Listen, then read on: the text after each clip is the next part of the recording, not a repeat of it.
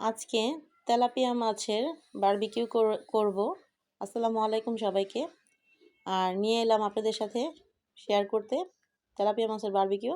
এখানে কিন্তু আমি মাছের গায়ে মাছটা পরিষ্কার করে নিয়েছি।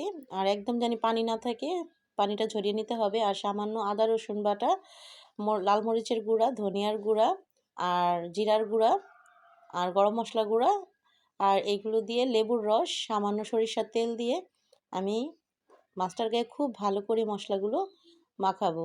আর এভাবে ম্যারিনেট করে কিন্তু আমি আধা ঘন্টার জন্য রেখে দিব। আর তারপরে আমি এখানে ময়দা আর কর্নফ্লাওয়ার নিয়েছি। এটা আমি মাছের গায়ে এইভাবে ভরিয়ে নিব, তাহলে একটা ক্রিস্পি ভাব আসবে, খেতে ভাল লাগবে।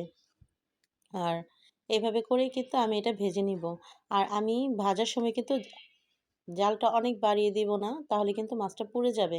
যেহেতু মাছটা অনেক বড় ছিল, প্রায় 1.5 কেজি ওজন, তো এইভাবে আমি মৃদু আঁচে এটা আস্তে আস্তে ভেজে নিব, যাতে ভিতর পর্যন্ত এটা সিদ্ধ হয়ে যায়।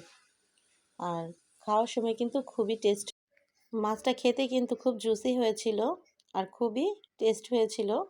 আর এই এক মাছ দিয়েই কিন্তু আমরা পুরোটা ভাত খেয়ে নিয়েছিলাম। আপনারাও ট্রাই করতে পারেন এভাবে। আল্লাহ হাফেজ।